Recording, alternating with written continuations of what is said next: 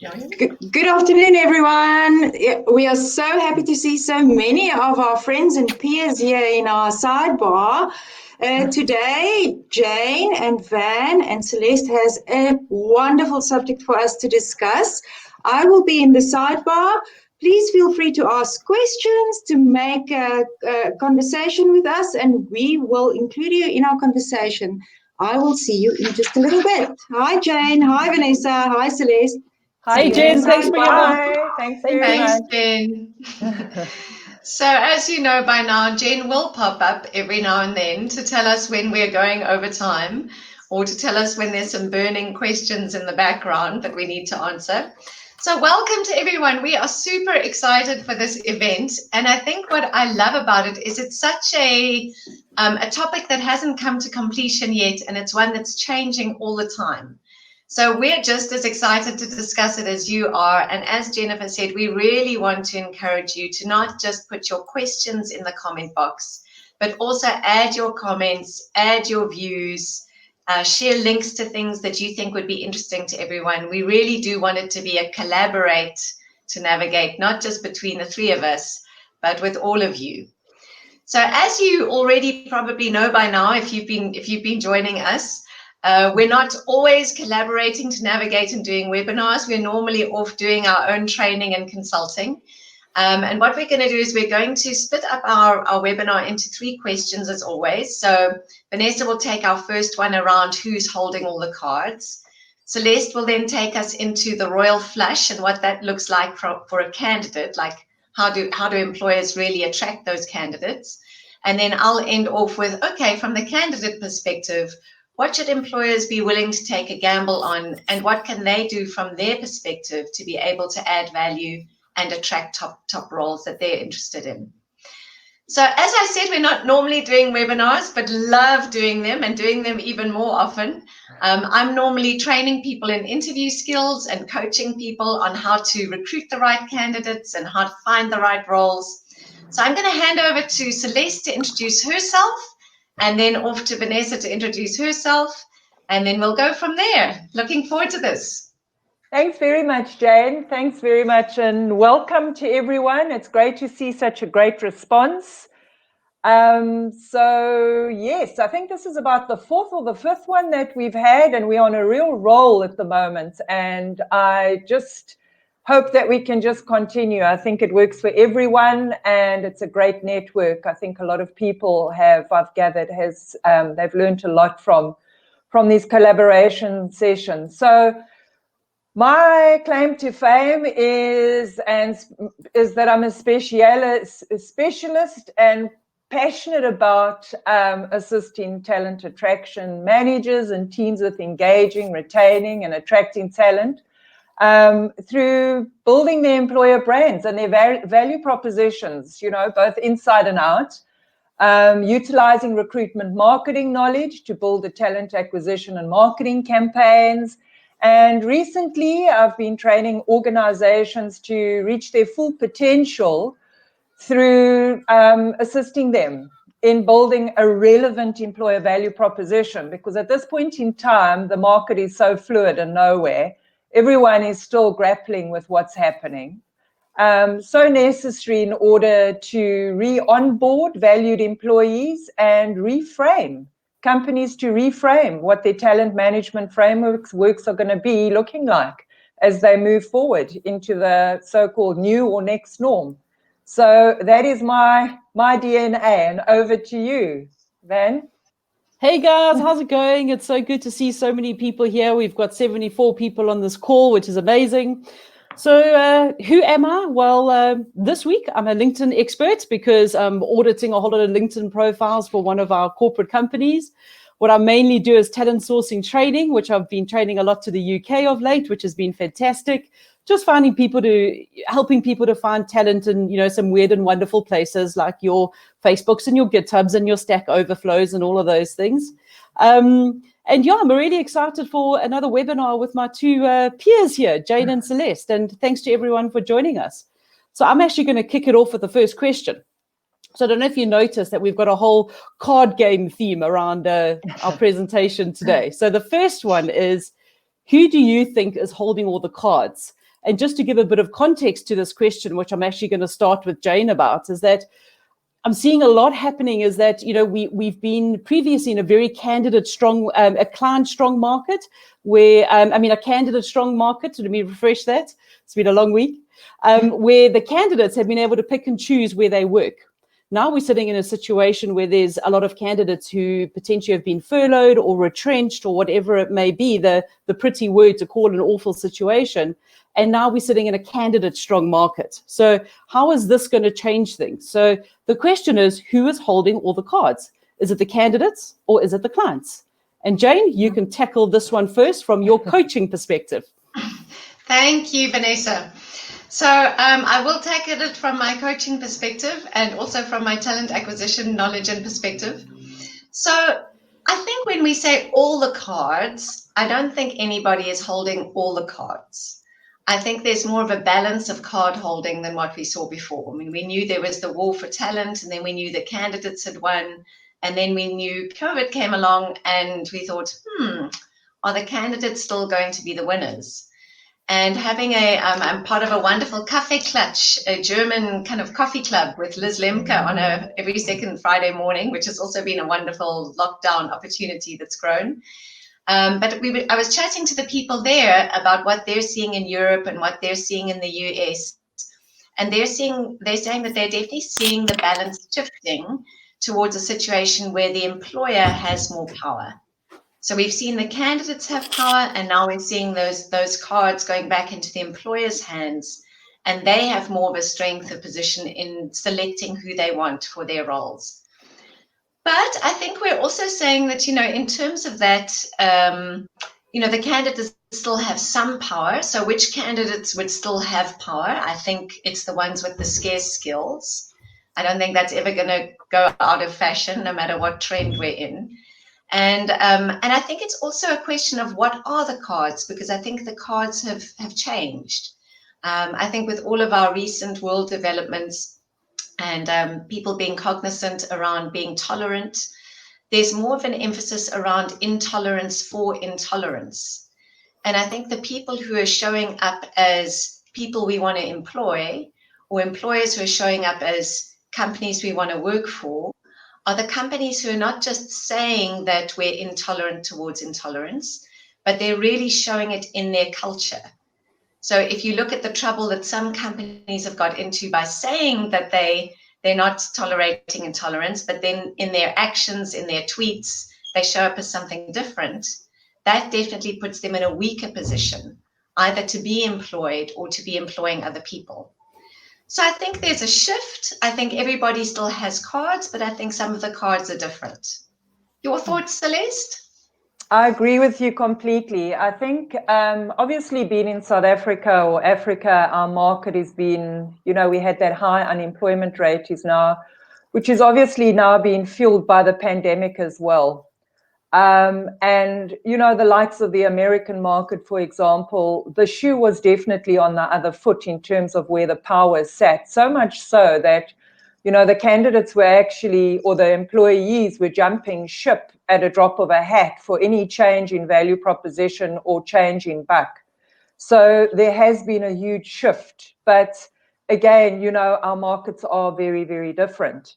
I don't believe that either the candidates are holding the cards or the companies at this point in time. Our market is very, very fluid.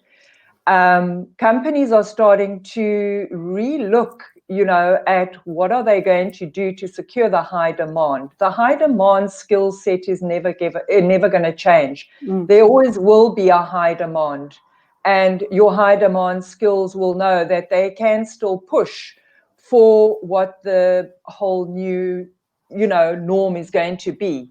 So you can't relax on your laurels if you are a company looking at high demand. You're going to still have to have some kind of relevant value proposition that's going to resonate.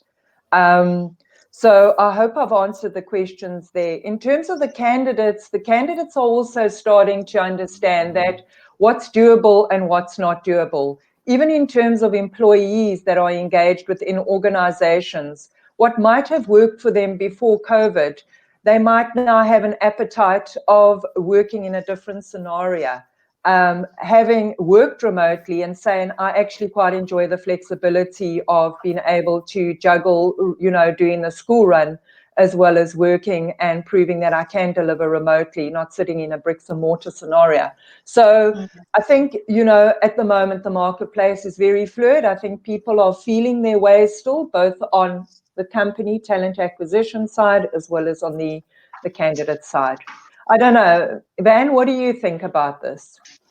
So, I mean, I must admit, I agree with you. All interesting comments. A lot of what we're seeing in the US and the European markets at the moment is that the market is being flooded with candidates. There's been so many people who've been laid off, such massive impacts over there. But it's not like in South Africa, if we couldn't find, a DevOps engineer with Azure, last year, it's not like suddenly there's 10 sitting around unemployed in the South African context now because people are getting rid of staff. What I'm seeing is South African companies are doing absolutely everything within their power to hold on to their crucial staff, their scarce skills. And I think a lot of this talks to what the company is doing around talent retention as opposed to talent attraction, because they know that, people are now maybe eyeing out their staff and thinking, well, what can we offer? And I think that I agree with, what people are saying in the comments, that no one's holding all the cards, but I think that we are going to be seeing a little bit more of a balance.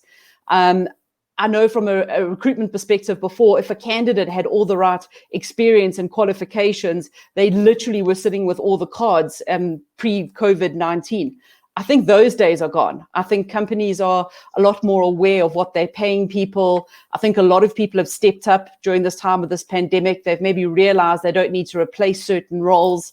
I think that there's going to be a leveling of the playing fields, so to say. And then just to touch on what we were talking about with the unemployment rates, I'm doing an international presentation in 2 weeks' time, and I've actually been doing some research around our unemployment numbers. And there was actually an article that came out this week on Business Tech, and it said that our unemployment rates are currently sitting at 30%. Yeah. Now, when we started the year, we were sitting around the 28% mark. But what's even more frightening is predictions are that by December this year, we're going to hit a 35% unemployment rate, which is way higher than a company that's actually just coming out of a civil war, which is pretty frightening. So I think, we are going to see more people flooding onto the market, but whether they're the people with the right skills or not, I'm not 100% sure. Yeah, if I can just tack onto what you're saying, Vanessa, I think it's so important that we remember South Africa isn't, as you're saying, it's not always a complete reflection of everything that's going on around the world, and we do have a different economy. But something interestingly with the South African market that I am seeing, and that people are informing me about who are going to be going onto the market soon, since I am training some of them, is that they're saying they're noticing more companies advertising for their roles to attract South African candidates. Because now we have a situation in South Africa where we have good skills, and companies globally know that. But if they can pay us in rands, then they score and we score. So I do think there are more opportunities opening up with remote work for South Africans to be able to sell their skills globally and still make a good living from a rand perspective, while the companies overseas almost can, maybe we start to form part of that kind of cheap labor market segment without making it sound too cheap. But I'm thinking what I'm saying. No, absolutely. Jane, that's a fantastic point. I mean, before I jumped onto this webinar today, I've had a call with someone in Cyprus, and I had a call with someone in the UK. Both of them talking about looking at the South African market as people that they can employ, still pay the people less, and it's still a good salary for a South African. And what's so good to hear is them talking about how great the South African market is. They want to employ the people, high work ethic, etc., etc.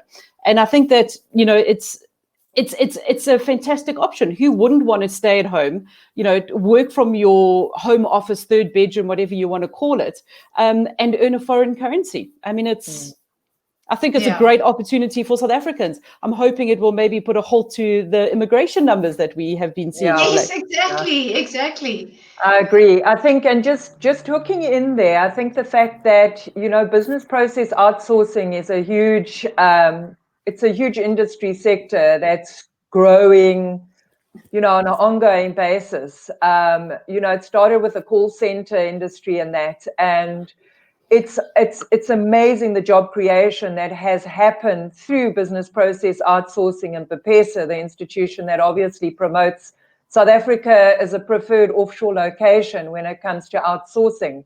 So I think if we can hook into the momentum of what's happening there, I mean, BPESA has made huge inroads in taking South Africa to market globally to position us as fantastic, you know, with a fantastic array of skills, and also the fact that we are a cost-efficient location as well. So we are already being recognized as an offshore location of choice with a fantastic value proposition. So it's not like we're unknown. So I think it's all very relevant what's been said here. And sometimes I think our employees do a better marketing job for us than our politics do. I think we get a bad rap for that. But whenever South Africans immigrate, if any of them are listening, we just want to say thank you, because wherever South Africans show up in the workplace, they do such a good job that they give us a good name. Yep. So people still want to employ South Africans. They're known for hard work and innovation. Exactly. So I love that conversation with LZ and Vanessa. I can't wait to hear more about it. People hunting South Africans from New Zealand. I was contacted by someone looking to go to New Zealand this week. So yeah, we might be able to help. But as I say, you know, I think that it's opening up a global workforce. I mean, I think the silver lining for me about this whole pandemic is that I'm now training all over the world. My business has suddenly just gone international, which is just phenomenal. You know, I was forced to, you know, digital transformation for me was forced by COVID-19, and I you know, I've got to take something positive out of this experience. So why not? Exactly. Absolutely. Okay. Jen, super. are you popping up because we're out of time, or you have a question, or? No, we definitely have a question. Our question is as follows. It's from Brett. The younger generation statistically move on quicker to new employers than the older generations. That's true. Do you think the current climate will push this change? Could we see individuals look to stay within an organization longer where they feel safe and looked after? Or will short-term employment, contracts or consultants be a preference for companies given the lower risk? Who'd like to go? Interesting. You want to answer this? I just think that we're moving towards a gig economy where I don't think people are going to be permanently employed, you know, as much as previously. You know, people are going to be hired to come and do a piece of work on a project, go in, you know, talks to their skill set, they specialists, they go and they deliver and then they leave. And I think that that's not only just for young people. I mean, I see people approaching me to do pieces of work to assist them to get to an end goal. So I think that that's pretty much going to change. At the beginning of the pandemic, I was hearing a lot of the candidates don't want to leave because there's too much uncertainty. No one wants to change jobs now. And then suddenly there's a LAFO situation, you know, last in, first out. So for me, I don't know how in the future, how permanent a permanent role is going to be. That would be my answer. I agree. I think, can I step in? Yeah, Go for it. Go, Celeste. I think, you know, in terms of stability, yes, that's still sort of front of mind. But again, it is dependent on the generation you're looking at. So your more mature generation is obviously they've got higher debts and that kind of thing, and they need the stability. So you will find them hanging in. In terms of the millennials and your younger generation, I agree with you, Van. We've entered into a marketplace of skills, and it's going to be about completing the work at hand or the project at hand, and it's about getting this best skill set, you know, from wherever. And that's why I think you know, just to your point again, Van, you know, the fact that you've been called upon right across the world, I think that also opens up opportunities for millennials to start not looking within their own sort of blinkered African region. They need to start looking ahead. They need to start looking at positioning themselves outside of that. But it's a huge mind shift. I think the fact that our unemployment rate is going to give us no option but to push us in that direction as well. Because if there are no job prospects, what are we left with? Think about it. And talks to, you know, the importance of online and branding, you know, because that's how you're going to be noticed these days, online. 100%. Sorry, Jane, over to you, buddy. No, sure. I mean, I totally agree. I think the online branding, I think the remote work are opening up opportunities for all of us to train globally, coach globally, consult globally. But something that is interesting for me is this notion of permanent being stable. So I think up until now, permanent has been viewed as stable. My husband, I mean, we've worked for ourselves for 20 years, and he's always said, I don't know why people in a permanent job think that they have more stability than someone working for themselves. Because at least when I work for myself, I know what I've got lined up. Yep. I know where I'm headed. I can be working for an employer, but then, something happens and, we're retrenching. Yeah. So I think firstly, COVID has helped people come to that realization more, that stability is not necessarily having a permanent job. Stability can be something quite different. And I do think, to your point, Brent, about the older generation, younger generation, I think the older generation are benefiting from the gig economy. I've had many candidates and potential candidates speaking to me recently around saying, we're going to be entering into the marketplace. Are we going to find something? We're older, we have more experience. And my response towards them in the gig economy is yes. You have more of a chance in the gig economy because people want quick skill, come in, hit the ground running, move out. We don't want to train you over a long period of time. So while there might be more opportunity for permanent roles with the younger generations, the older generations definitely, if they're experienced and skilled, have a good chance in the gig economy because people want quick in and out. Even as you'll probably know, Brent, within the corporates themselves, they're looking at more of a project model. So internally, permanent employees are being treated as cross-functional workers because of their areas of skill and expertise. They're no longer just working for a brand or a division. So there's almost small gig economies within the bigger corporates as well. Yeah. So very interesting times, lots of innovation. Yeah. Good time to be an entrepreneur. Yeah, exactly. At least whether you want to or not. Yeah, exactly. All right, so are we going to carry on with the next question? Yeah, you go to the next question. All right. Okay, perfect. So this question, I think, is for Van. Hey, what does the royal flush look like for a candidate? What perks does a company need to be offering in order to attract top talent? I just want to share with you that when we had our initial meeting to discuss the questions, which we do, we normally meet for an hour and have a bit of a catch up. I had to explain to Jane what a royal flush was. So Shane, bless her cotton socks. Yeah, sorry. I don't drink the a lot of non-gambler. wine and I don't play poker. Sorry. Clean living gal. Exactly. So for me, I think that the goalposts are moving, and I think that that's quite exciting. I mean, I'll never forget. I mean, I've been recruiting in the tech space now for longer than I'd actually care to admit, and people always wanted to work from home. But it's been so interesting to see people working from home when they first of all have been forced to work from home. They're also homeschooling. They're also cleaning their house. They're also cooking for everyone. And now suddenly working from home is not that great anymore. I put out a poll about 2 weeks ago on LinkedIn, and I actually said, what would you like? Do you want to go back into the office full-time? Do you want to work full-time from remote, or would you like to do a kind of like a hybrid setup? And the response was absolutely phenomenal. I mean, it was in the favor of a hybrid model, must have won by at least 70%. And what was coming back from the market was that people were saying they'd love to do 3 days at home and 2 days in an office. And I think that more companies actually need to realize that this is what they need to provide. A lot of companies were, of the opinion, the old school mindset, I can't see you, how do I know that you're working? But I think what's happened is there's been a shift to everything being very much output driven.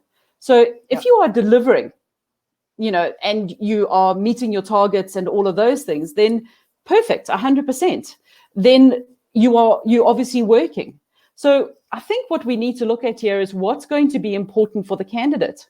And I think that it's going to be a very interesting times going ahead, because I think as a South African recruitment industry, we are now going to be up against South Africans who can sit at home in their own houses, Cape Town, Joburg, Pretoria, wherever it may be, and be able to work for international brands and earn foreign currency. Yeah. And that's actually going to become our greatest competition if you are recruiting in the South African market, because people don't even need to immigrate anymore. You don't have to go through the hassle of, trying to work out visas, relocation costs, etc., etc. Employ anyone. It doesn't matter where they live. So I think that it's going to be very interesting to see what the candidates are going to be asking for. I also think, just on a more personal note, is that people have taken this time to think about what's important to them.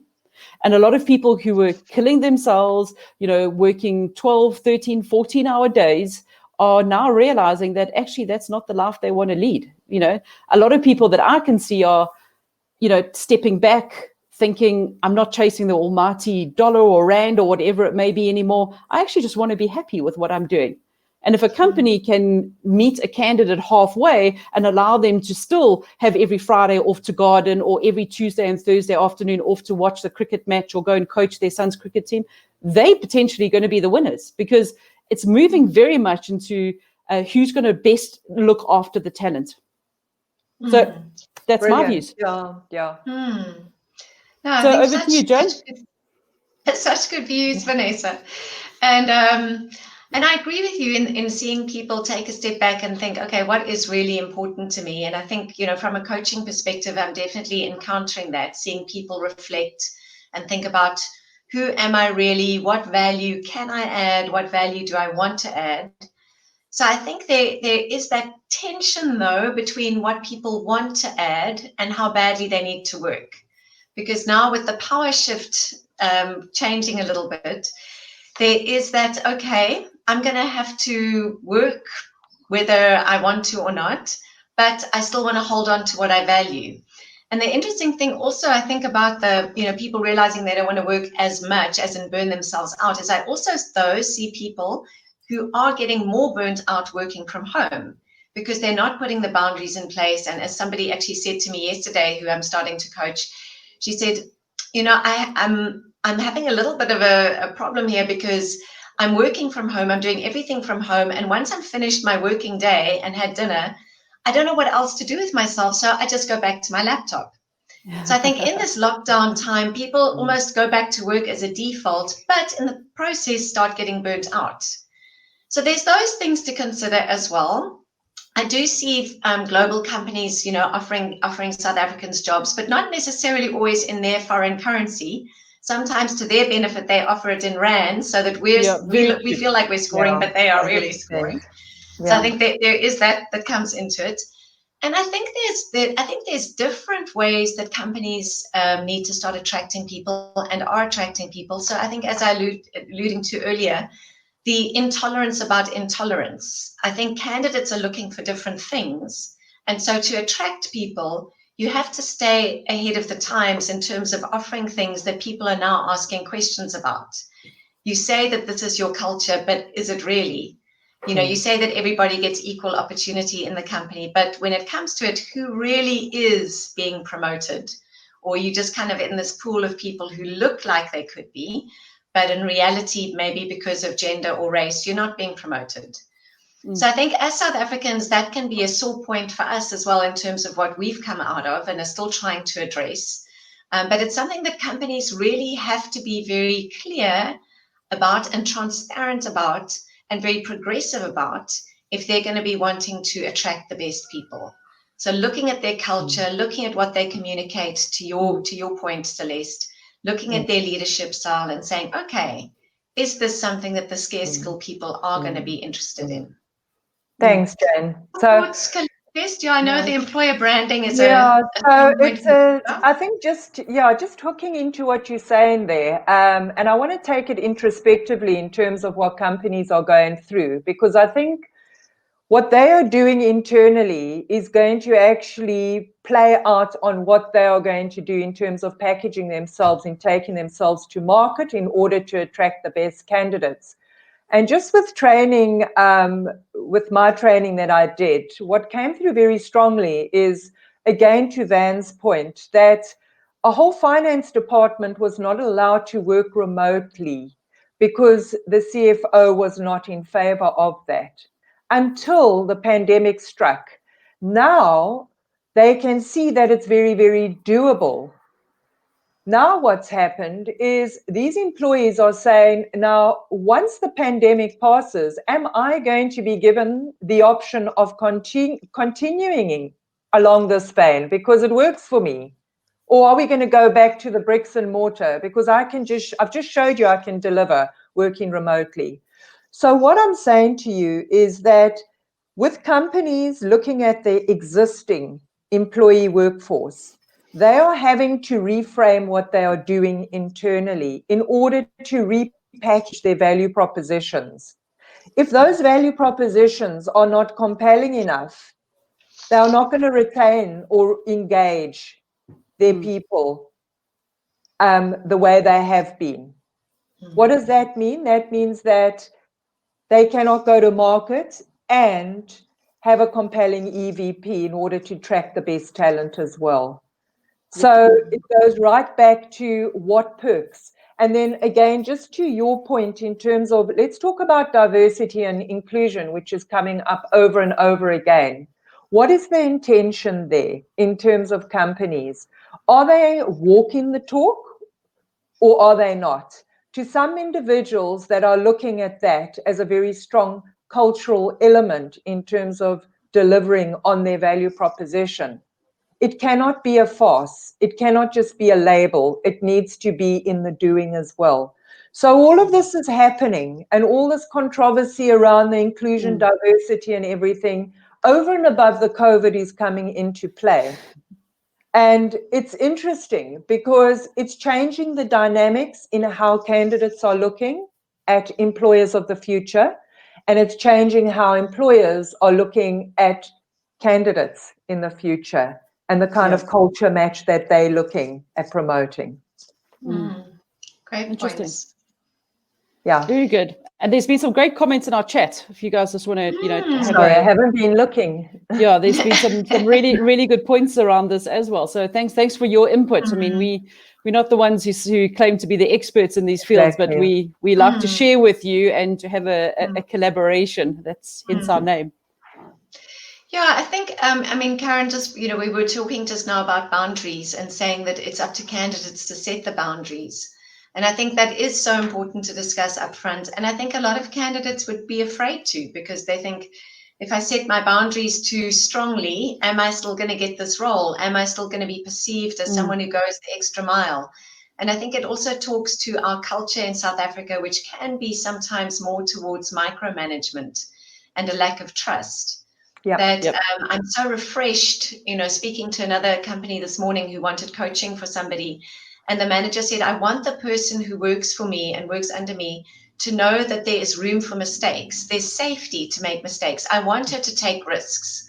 I want her to make her own choices. I want her to not feel like she has to check up with me. And she was saying, it's very difficult to do because the last company that I was in, there was no room for mistakes. There was very little trust. There was very strong micromanagement. So I think that's also so important for us as South Africans to grow in trust and in not trying to control people, because that brings productivity and innovation if you're not trying to do that. So I think with remote, there has to be transparency, discussion, and also trust. Agreed.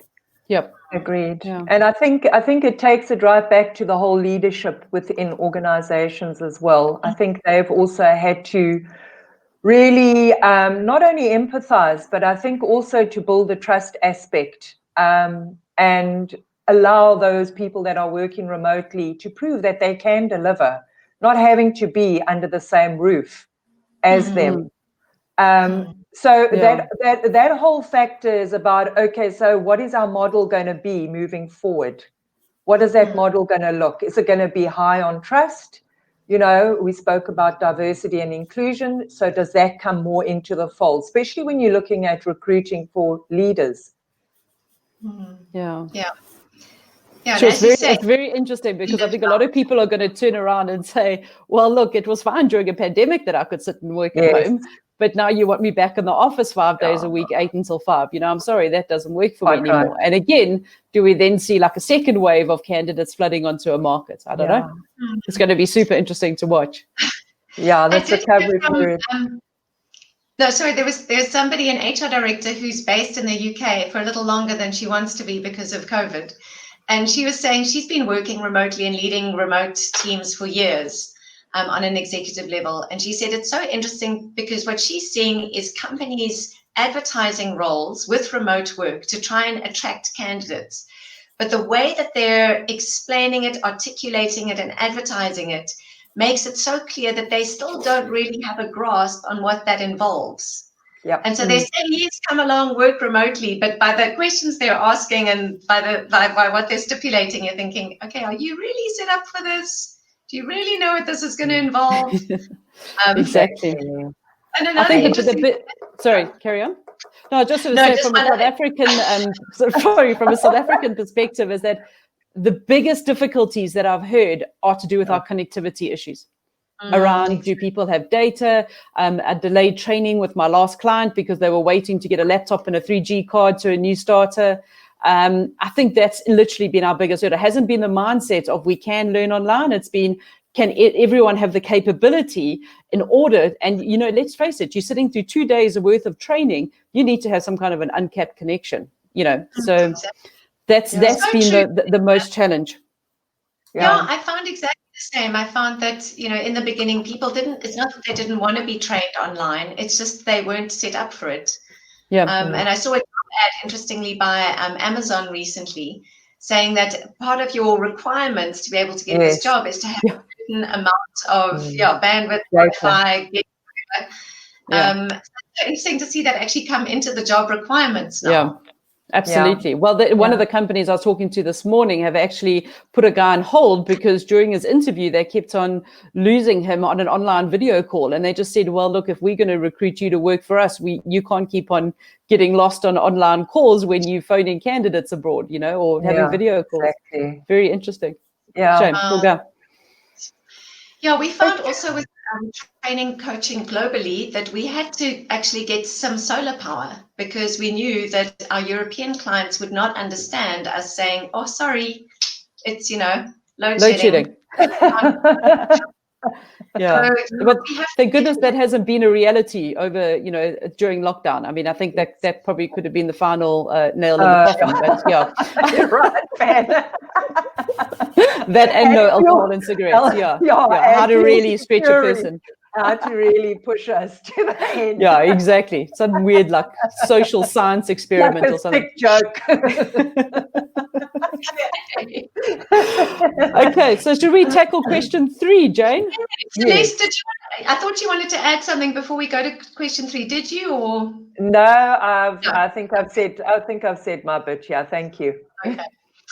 Jane, you popped up. Is there a question before we move on to question 3? Yes, I have good timing, don't I? So Sumaya asked or said, I'm eager to hear your perspective for recruitment agencies within this condition and current culture and having to navigate around clients, contractor and perm recruitment from an agency business model. Interesting. My biggest bit of advice here is to just be open-minded and remain agile. I think that, if a client wants perm, if they want contractors, if they want temp staff, you kind of just need to be ready to do what the client wants from an agency perspective, obviously within reason here. But I think the more agile businesses can be at the moment, the more that they can pivot to fit in and I'm totally doing it myself, to whatever a client needs, then the more you're going to remain working, remain in business and putting bread and wine on the table, which is the all-important thing. Yeah, I agree with you there, Van. And I think, again, we're in a fluid market. We're in a completely fluid, unpredictable market.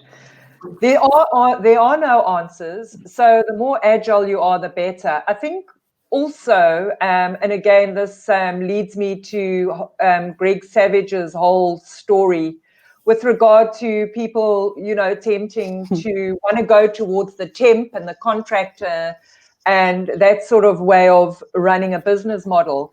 I think you must not be oblivious to the fact that running a temp desk or a contract desk, there is a lot of money, admin, and a whole lot of legwork and foundation that needs to go into play before you start thinking, hey, you know, if that's the way the market is moving in terms of temp, just do your homework. I'm encouraging you to do your homework, because there's STL levies, there's all of those other hidden admin costs that you need to take into account before you start running a payroll and start looking at running a temp desk or a contract desk. So yeah, rather outsource that. Yeah, so whilst it might sound attractive and it makes sense to actually pivot towards that way or that business model, be very aware that you need to do your homework properly before you climb into that direction. Yeah, I think it's easier kind of in a contract situation where there's still just a kind of fee, and the person is taken into the client's employee database. It's not you. So yes, yeah. but As much as the market is dictating that, and I think, as much as the market's dictating that, one is tempted. And I agree with you, Van. I think obviously if we can move towards, listening. What is the market needing? Where are the clients going? Where are they thinking? Where is their thinking going? What can I do to continue partnering with them in this changing world?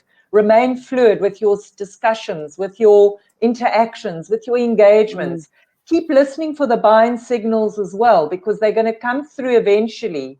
They're trying to, reframe as much as we are trying to mirror what they are reframing in order to deliver into their requirements, right? Yeah, great points. So I think agile and pivot are the keywords that we keep seeing, and I think even chatting to Tim Glenn last week from Servicruit, they have a whole agile model, and they're really reinventing themselves all the time. And it takes setting aside time for innovation, not just thinking it's going to happen. And they use different metrics to measure their success. So if you are going to move into a new model, you also need to look at what metrics you're using to measure your success and not get stuck in the old ones.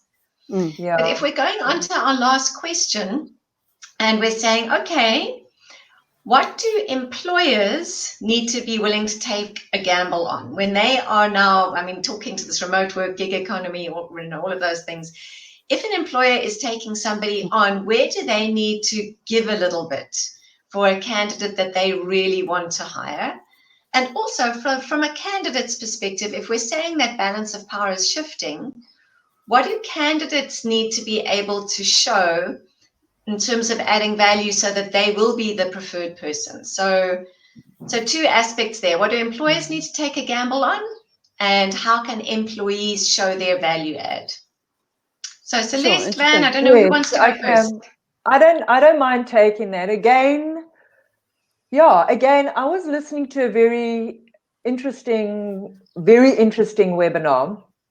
And it was about how essential it is for recruiters to train their candidates on how to market themselves if they are given the remote opportunity to present themselves to a client for a position. Part of the process is to actually, that candidate needs to do the homework. They need to package themselves as a personal brand on why they believe they are good for that role, irrespective of whether it is a contract or a freelance role. If they believe that they have adopted new power skills whilst they've been working remotely, then for goodness sake, elevate that, package it, and say, I was adaptable. I learned a whole lot of technical skills to remain connected to my workplace. The onus was on me to actually upskill myself to get to that stage. However, guess what? I also joined Toastmasters because I thought it was important for me to actually start learning better presentation skills remotely. Do you see what I'm saying? So what you are doing is you are educating your candidate to work on their personal brand, to position themselves that much more compellingly. The onus is on the candidates to also build their package deal and their proposition. Essential. But I think This is where recruiters can stand up as advisors to start grooming their candidates more effectively to become that much more marketable. Yeah, interesting. No, totally. Vanessa, so I think, tell us your thoughts. I was just going to say is that I'm actually surprised. A lot of people that I'm talking to, friends, peers, professionals, how many people are upskilling with a side hustle? Like, I'm finding it so interesting. So many people have sat down and realized that they're in a vulnerable industry. I mean, 3 of my best friends are in hospitality. They're now all sitting at home without jobs. They've worked in hospitality their entire careers. What do? They don't know anything else. And I think it's really, it's interesting to see that everyone is kind of developing a side hustle. They've even if it's something that wasn't formalized before the pandemic, they've taken the time now to maybe formalize it.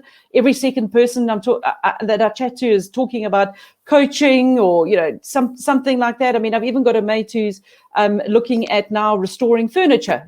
So he's going to restore furniture on the side and kind of sell that. And I think people are realizing that they need to have more to offer than what they do from just their career, because that's potentially not safe anymore. So I think it's been very interesting to see where other people are upskilling. So from a candidate perspective, is that they're going to come to work and maybe do an 8 to 4 job, but then maybe go and sit and do something for 2 or 3 hours in the evening. So a client, in my perspective, needs to know about this, because remember, you always need to declare your second income, or at most companies you need to, unless you're there as a contractor. But they also need to, accommodate this and understand that this is what other people do. And I think it's just going to become a part of our day-to-day lives, that someone's going to have a main job focus, but they're also going to have something on the side. I think that it's super interesting, and I love what people are doing to be creative. There was just someone who said there, what have you done to upskill during lockdown? I actually asked someone that question, and the response that I got from them was that I was too emotionally strung out and wrought out to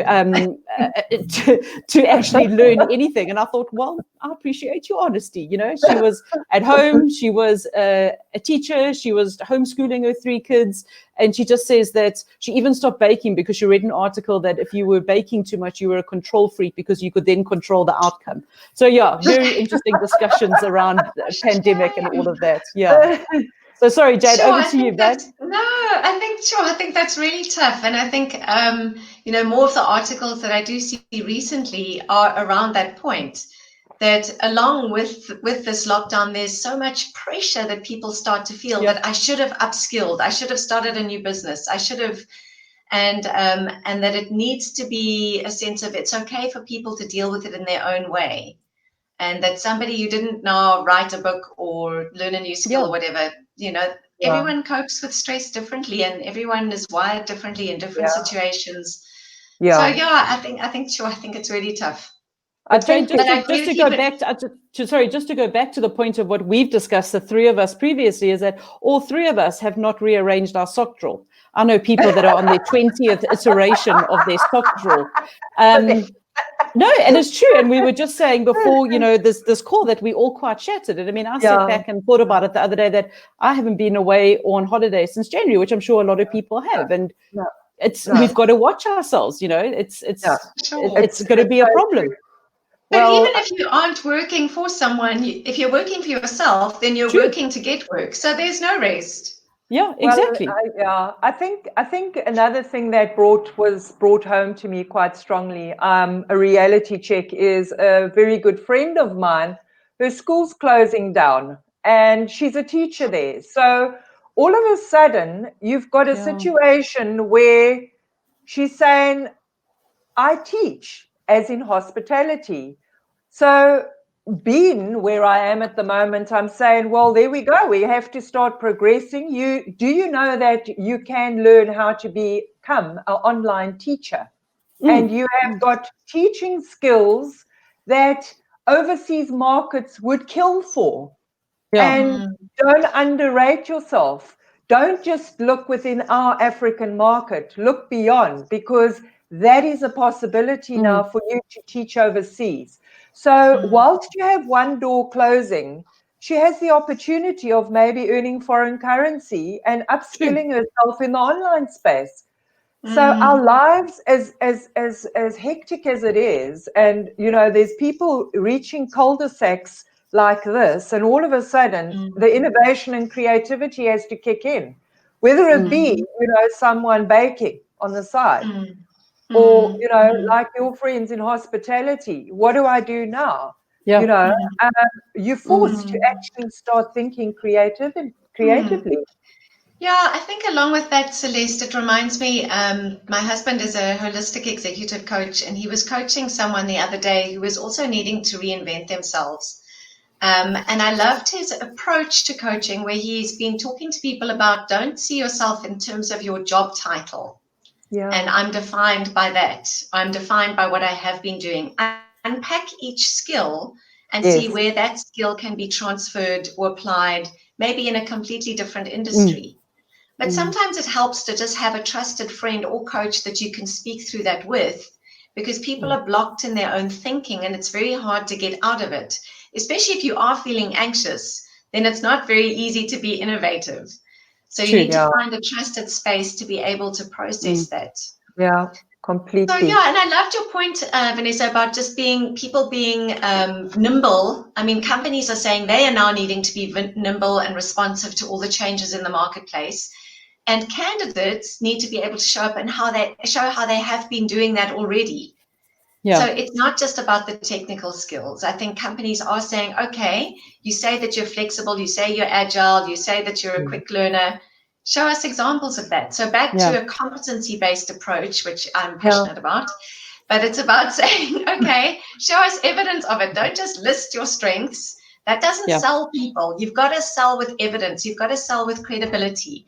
In our society where people put such value on social trust, try and showcase what other people are saying about you, because that always sells you a lot better than you just trying to sell yourself. So I think those points are important. Yeah. And I think a final thing that I was also thinking about is, as we were actually speaking in our cafe clutch this morning, is that with the balance of power shifting, going in for an interview, it can feel like you have less power and now you're at the mercy of this potential employer. But the danger in that is it impacts candidates in such a way to make them lose confidence and not come across as well as they could. And I think it can get, I mean, we'll go a little bit deeper now, but it can get so linked. Interviews are such vulnerable, raw places. It can so easily get linked to people's sense of worth. And that question that so many of us ask ourselves, am I good enough? Yeah. I think if you get that too tied up into, I've got to wait until a potential employer tells me I'm good enough, or until someone wants to hire me and then I feel good enough to be accepted, or then I feel worth it. That's not a good place to be, because then it makes it very difficult to sell your own value and to come across confidently. So it's almost like a vicious circle. So important in this time, which can feel so insecure, and so many of us can feel vulnerable. It's so important to answer those deep questions that we can be asking ourselves and answer them, so that when we do engage with others, we're not looking for other people to answer it for us, because otherwise that can be a trap in itself. Yeah. I think there's Very definitely a level of self-reflection. And I mean, I think that's why there's been so many articles and so many companies talking about purpose. Purpose as companies, purpose as individuals, purpose as employees, candidates. What is it? What is it? And how confident are you in yourself at the moment? Understanding that people are very, very, they're wounded at the moment. They're very, very wounded and distraught, and not easy, not an easy accomplishment. So I hear you. I mean, I agree with you fully, Jane. And I mean, some are distraught, others are thriving. I mean, I have one friend who, I mean, in crisis, she's now reinvented a whole business model. She started a parent network nationally.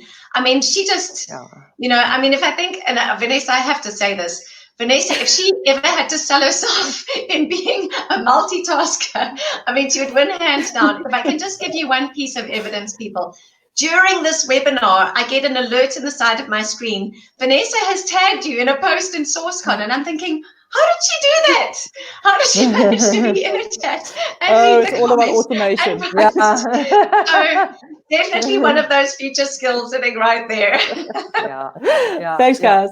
I agree, and I just think that we just got to do what we got to do, and keep doing your best, keep trying your hardest, and I just think that we're in for interesting times, and we've just got to be ready to embrace the changes that are coming our way. And I know that we're finishing soon, so I just want to finish with something that if you can just put your responses in the chat box. Is it just me, or you're noticing that no one's really working on a Friday afternoon anymore? I know that, the Cape Townians don't normally work past like 2 or 3, but even in Joburg, I'm finding from I don't know, maybe lunchtime, people aren't working on a Friday. What I think is happening is that people are not working on a Friday afternoon, but maybe putting in a few hours over the weekend. What do you guys think? Is it just me? And maybe they just, I feel like I work harder now during the week. So by Friday afternoon, I'm more tired than I would normally be. So I think that I want to give everyone on the call a little bit of permission to, be nice to yourself and go and have a drink and just kick back for a bit, because you're going to work over the weekend anyway, I'm sure. Yeah, you're right, man. or eat chocolate, if I can just say. Or eat chocolate. Yes, I'm going to go for a walk and then I'm going to come home and have a drink. There we go. Love it. But thank you, everyone. We've really enjoyed our time with you. I know we need to sign off soon. So if there's nothing else, Jen, is there anything else? Any other questions before we end off? Okay. No. But thank you. We've loved our time. Thank you, Celeste, Vanessa, as always. We love our chats together. Thank you, Van. Awesome, guys. Thank you for your technical support. Thanks to everyone. Thanks, it was wonderful. Thanks, participants. Wonderful. Thanks, We've loved your comments. Thank you so much. We'll see you on the next one. Everyone. Thank you, everyone. Thank you so much for Van. all your responses. I see there's lots of people working harder on Friday afternoons, Van, because they're also working on weekends. But I think it's because maybe people are knocking off a little bit earlier during the week too. I'm not sure. Yeah, Celeste, Jane, Van, to our lovely audience, thank you so much for joining us on this beautiful Friday afternoon. Thanks for your very interaction. much, everyone. Thanks for the support. And we'll see you again next time. Bye. Excellent. Thanks a lot. Cheers, guys. Have a great weekend. Bye now. Bye. Bye, Jane. See you all next time. Bye.